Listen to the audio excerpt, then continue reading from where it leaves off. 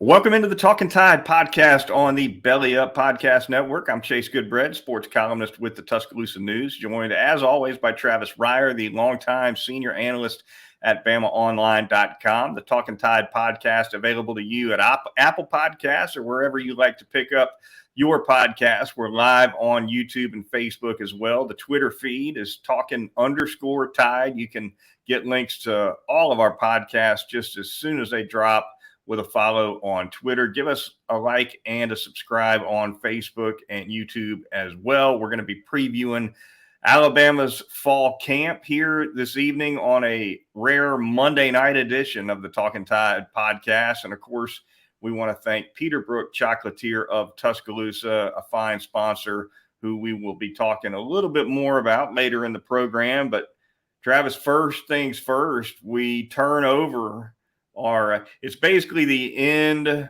of the Talkin' Tide year now. We put to bed season 7, and we embark upon new seasons on this show with our annual fall camp preview. So season 8, Ep1 here tonight as we look ahead to this 2023 Alabama fall camp. What about it, Travis? Put up with each other for 8 years on this thing now. The Ocho.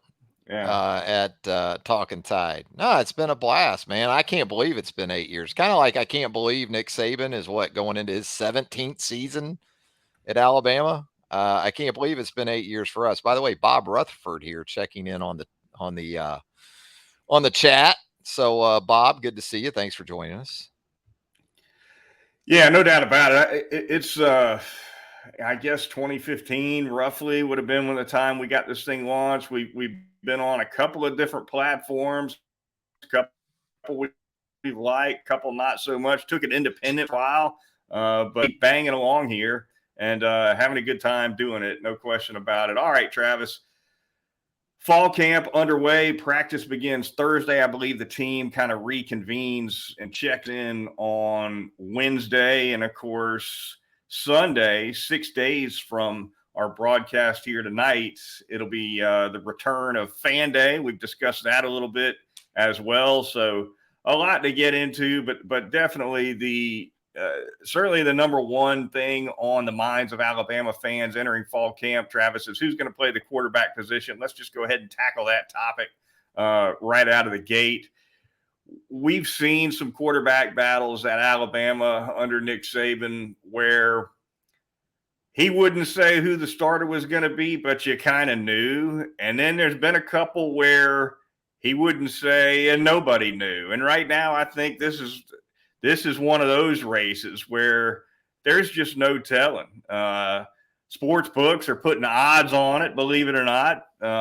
Giving Ty Simpson, as a matter of fact, favorite status. He's plus 105, Travis, to start against Middle Tennessee State, plus 140 for Tyler Buchner, plus 300 for Jalen Milroe, which surprised me, certainly. I wrote about that not too long ago in the Tuscaloosa News. Yeah, you know Nick Saban loves to see sports gambling, handicapping as quarterback competition, right? Oh my goodness. You can get down on anything these days, Chase, just the way the man likes it. But yeah, it's you're right. There have been some years where okay, you had two guys, maybe AJ McCarron, Phillip Sims, which in the spring of 2011, that did feel nip and tuck. But by the time they got to that season opener before Alabama went to Penn State there in week 2, you got the sense that it was pretty much AJ. That was confirmed for us up in State College. And maybe that's going to be the case this time around, except there's 3 guys legitimately in this mix. I agree with you. I don't have a great feel. If I were going to make one prediction about how this thing might unfold, it would be I kind of expect Tyler Buchner in some form or fashion to be one of the two when it comes down to that part of it. Just a feeling I have about it. But whether that's Jalen Milroe or Ty Simpson, I won't be surprised by much. We've also seen Nick Saban split reps in a season opener at that quarterback position at times when he's not ready to come with a starter. Wouldn't shock me to see some of that against Middle Tennessee State in early September as well. Yeah, I mean, again, it's just going to be fascinating to watch how this competition is administered. When you get a couple of preseason scrimmages, you get Middle Tennessee in week one. Realistically, how does this time frame unfold in terms of narrowing things down? Because you're going to have to. And I know Nick's talked about, different ways to do that, rotating guys, different days, pair up two of them, have the third guy working in another way.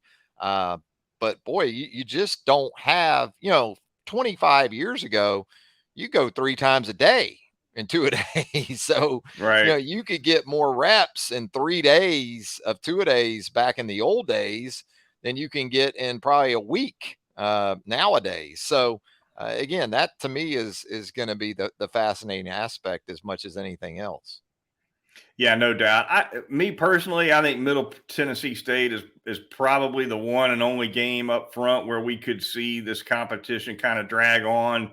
I realize Texas is the big game early on the schedule, but if you're Nick Saban, I don't think you want to go down to Tampa and play USF and still be juggling a couple guys. If they don't have a guy, if they're not ready to step on the gas with one guy coming out of camp, I think one game against Middle Tennessee State's probably going to be all it takes for them to pick a horse and run with it. You hope so, because another sort of parallel that you could draw with this situation is 2015 with Cooper Bateman and Jake Coker. And that was pretty bizarre because you came out of an impressive win over Wisconsin that season in Arlington in the season opener. And you think, well, it's going to be Coker. And then you get to Ole Miss, and here's Cooper Bateman starting the game. And you kind of Right. had to lose a game that year to identify your starting quarterback. And Jake took it from there. They win the national championship. Where Texas comes into this is similar to Ole Miss, because like Ole Miss in 2015, you talk about offensive prowess. Chad Kelly for Ole Miss those years ago. Quinn Ewers this time around with a full stock of wide receivers and an outstanding tight end in Jatavian Sanders. Both of his offensive tackles are back. You better be ready to score some points in week two. So I don't think you want to get beyond Middle Tennessee really without having a good sense of who your guy is. But certainly if you don't, by Texas, you get into South Florida and SEC play after that, you damn well better know. When you move away from quarterback, Travis, and you start thinking about other areas on the team that are going to be spirited competitions in camp, my mind goes certainly straight to left tackle. You're going to see a competition there, I think, between Elijah Pritchett and the freshman incoming Caden Proctor, who, of course, was available for spring practice. Inside linebacker, one area to watch. Wide receiver, another area to watch. But you can almost pick to any unit and see some stiff competition unfolding depending on how things go. And that kind of goes back to tying into the critical nature of the quarterback position, because again, in week two, you're still going to have other areas of this football team that you're still learning about with Texas coming to town. If it were as simple as just needing a quarterback, I don't think there would be as much concern about that week two matchup. And there still would be, because Texas should be formidable regardless. But it isn't just quarterback, it is left tackle. It is, are your wide receivers ready to take another step forward? We've heard all about the talent at that position, and it is there, but the play needs to certainly be more consistent. Is the offensive line going to live up to the expectations? And then defensively, with Texas coming to town, uh, other than Kool-Aid McKinstry there in your back seven, you're going to have some questions to answer. I think Deontay Lawson, if in fact he is the every down inside linebacker, he can certainly get it done in coverage. But there's things to sort out right up the middle of that defense. And also, when you talk about the sub package roles that we both know also well are going to be a big part of all this, nickel, dime, maybe a little base, not as much as we've seen in years ago. So a lot to figure out, no doubt.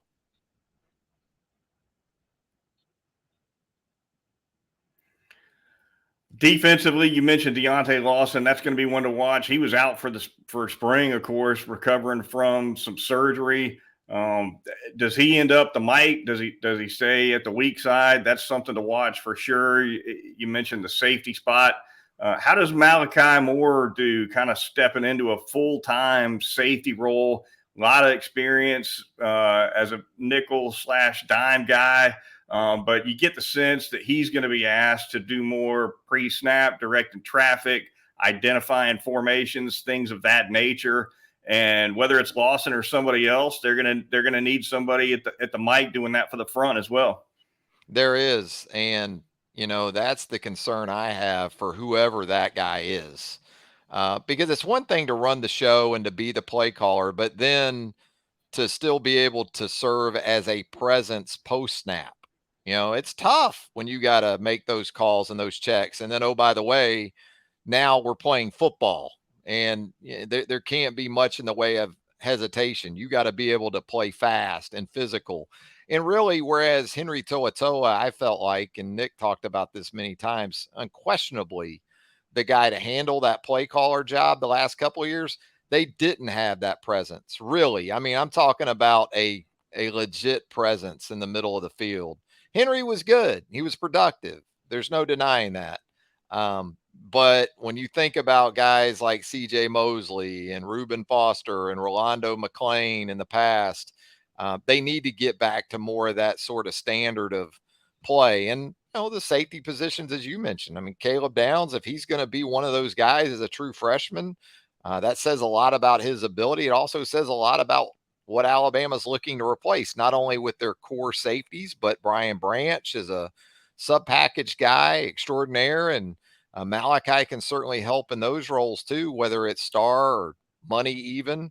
But I think Jalen Key coming in from UAB, I think Trey Amos coming in from Louisiana, that gives you some security there that those guys at their base levels, base positions, safety, corner, also can give you some flexibility with some other guys at safety and corner, like Malachi at safety, like Christian Story maybe at safety, or what you can do with Terry and Arnold to go along with Earl Little the second and some of these guys that they're looking to plug into those roles.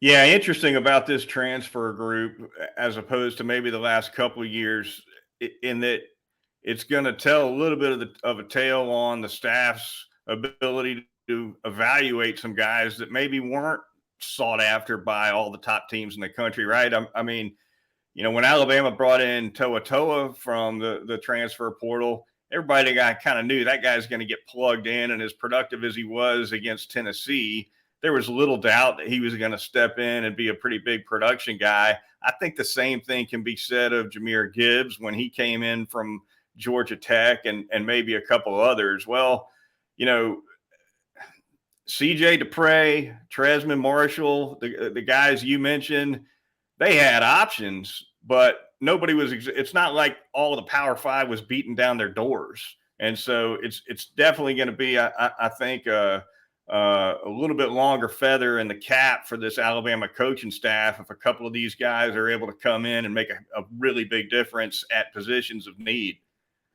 And I think system and cultural crossover translation is big in all this, not just in terms of the defensive or offensive schemes that some of these guys played in, but you think about it. CJ DePree played for Mike Locksley at Maryland, right? The ties there between Locks and Saban and Alabama. You look at Tresman Marshall coming from a Georgia system that is overseen by Kirby Smart. Even Trey Amos coming from Louisiana just a couple of years ago, Billy Napier out there at that program. So there's things that line up, and absolutely. And also, I think what the portal's done, maybe we didn't talk about it enough, is it's taken away, I think, a little bit from the secret sauce of Alabama football under Nick Saban, which has always been player development. You just can't count on guys being around for 2 or 3 years. It used to be with just the grad transfer rule available to these guys. They pretty much were going to be with you for 3 years. You were going to get 3 years out of just about every guy you wanted to get 3 years from.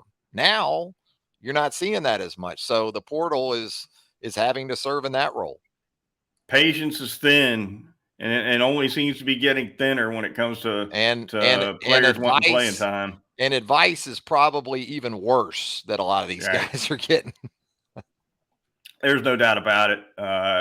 Yeah, absolutely. I mean, look, a lot of these guys that decide to leave Alabama in December when that first portal window opens, which is typically where you lose most of your numbers.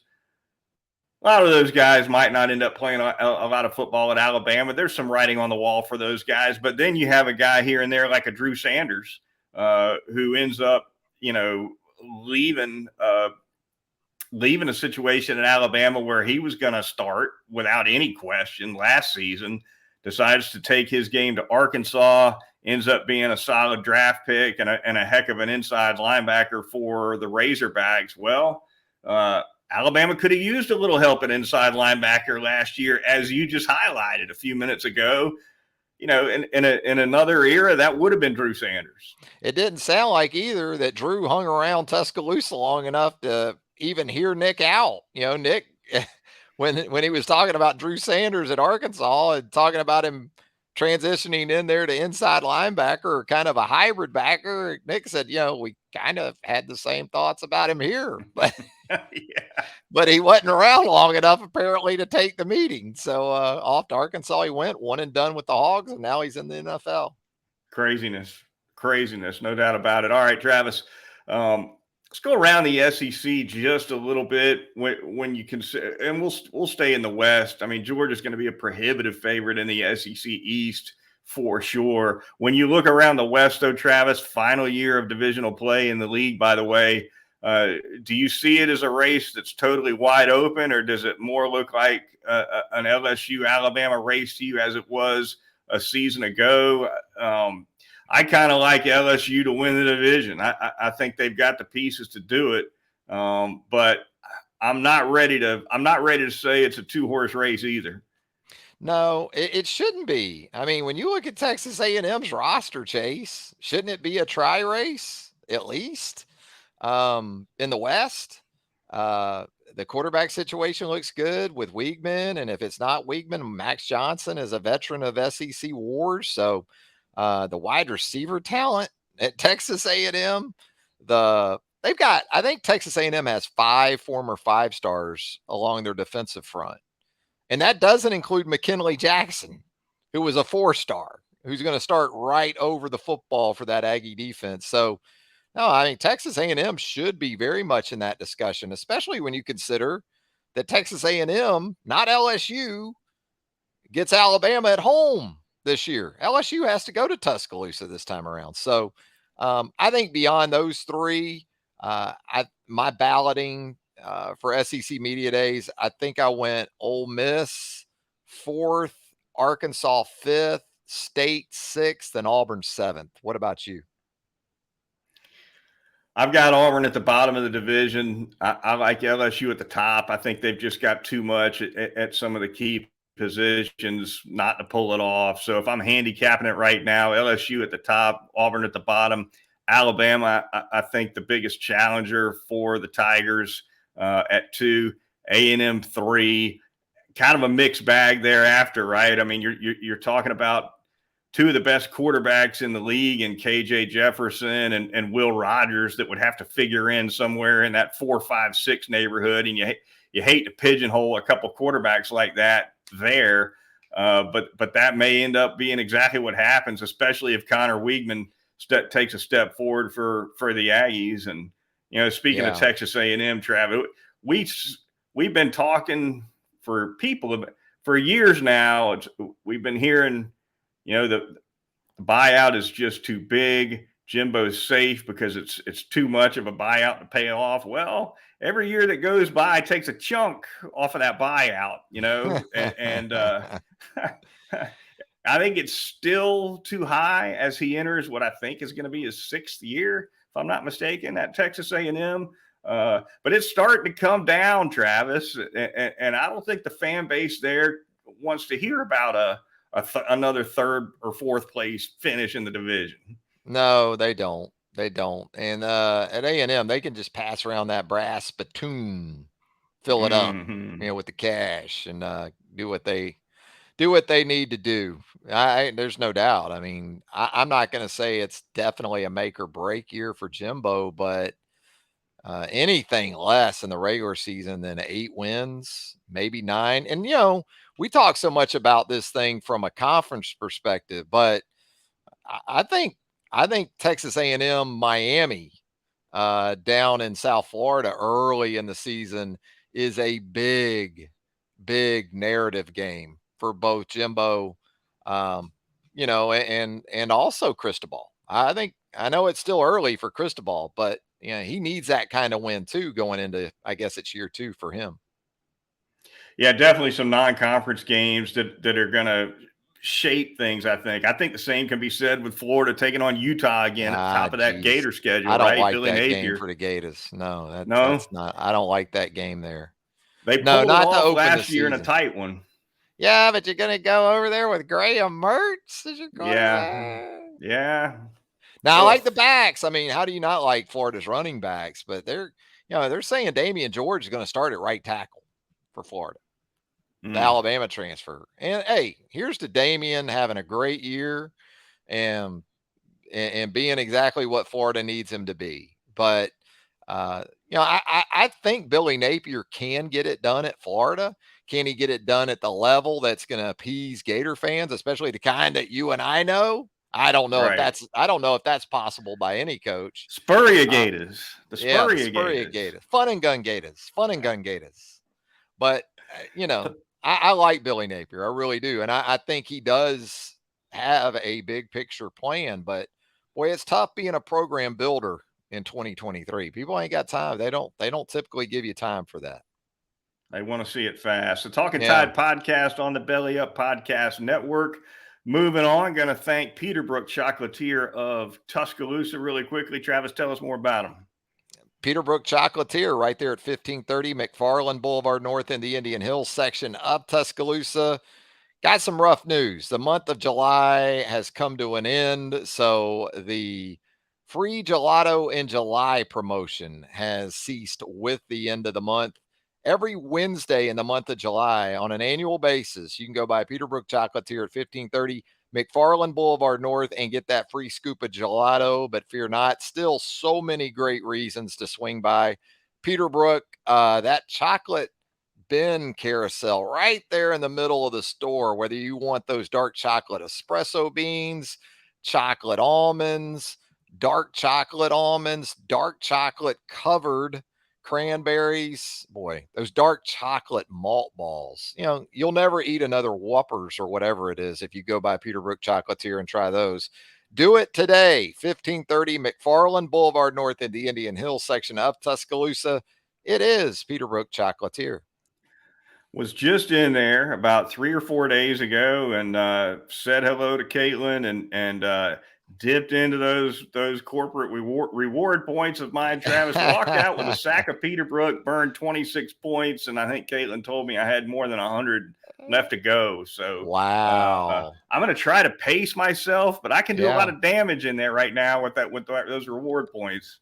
Yeah, those rewards points are all the rage now and everything, all the rave. And but I can't think of a better place to have that type of stockpile than Peterbrook.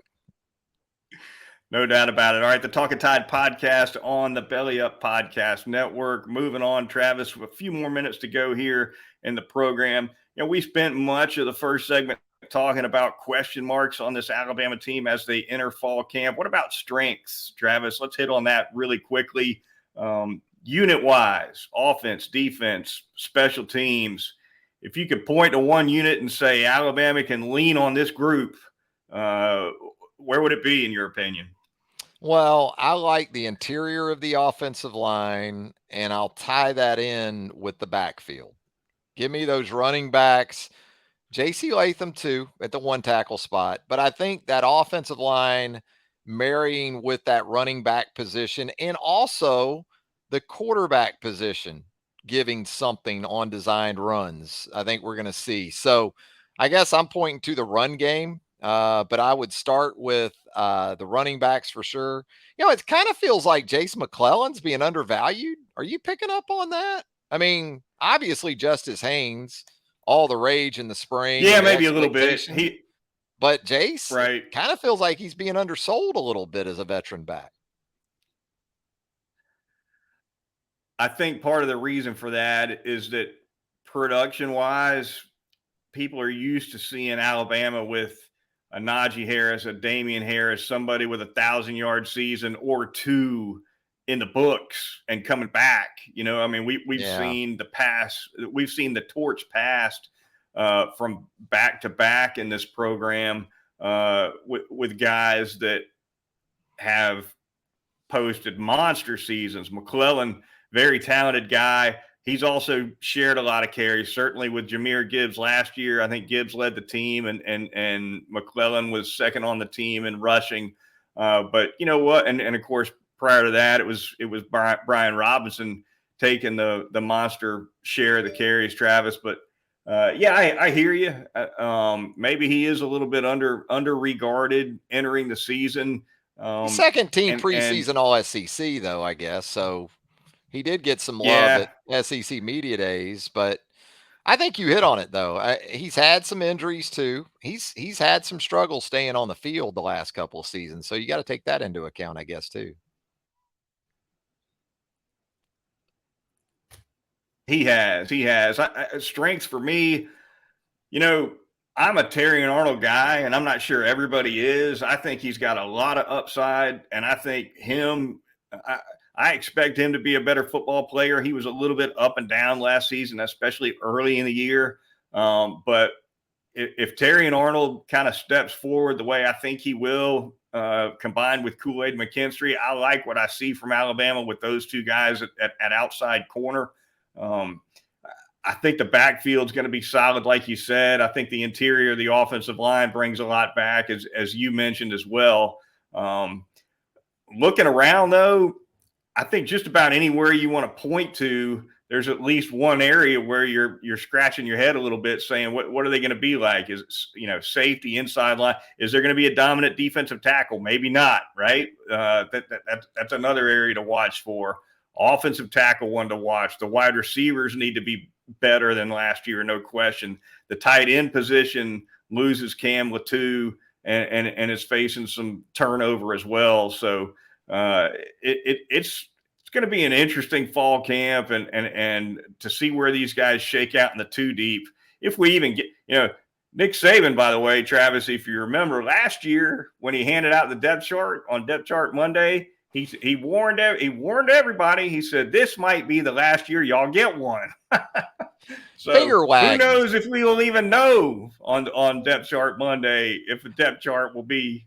No, they'll tie that into the collective too. Only if you sign up for Yay Alabama, right. Chase, will you get a depth chart. Yeah. I may have sealed our fate right there with that comment, but it is what it is. A lot of fun. All right. We're going to take a dip in the Too Deep Tumbler before we get out of here on the Talking Tide podcast. See who comes out of here this time. Starting to run out of we'll take two out. Out of Spears. And we'll see who we got. We got. All right, number 30. I feel like I'm in Philadelphia, Campbell. Mississippi. All right, yeah, 30. Jahad Campbell comes out number 30, and we're also getting number 2, which is a dual number. The aforementioned Jace McClellan and Caleb Downs. We talked on. We'll start with that number 2. McClellan, we already touched on pretty heavily, but what about Caleb Downs, Travis? You mentioned him earlier. Definitely an opportunity to step forward and play a lot of football for a young guy at the safety position. We've seen some of these stud safeties come in and play more special teams than not. Play more special teams than defense as freshmen, and then it's the sophomore year where you see a lot of these guys jump in and start playing a lot of defense at that spot.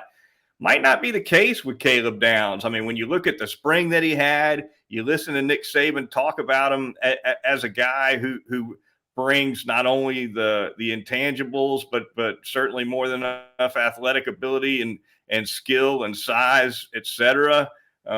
Caleb Downs may play more football on defense as a true freshman than just about anybody you can name that's come through, Travis.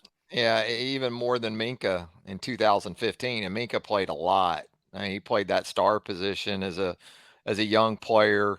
Uh, and it coincides, to be sure, with some critical departures. I mean, you lose Jordan Battle, you lose DeMarco Helms. You can throw Brian Branch into that too as a core safety. So the window's there. There's no doubt about it. And it is the transfer portal era. So there's more movement than there's been ever before. But still, Nick's not going to put someone out there if he's worried about them busting or blowing coverages or not getting calls or being able to make those checks too.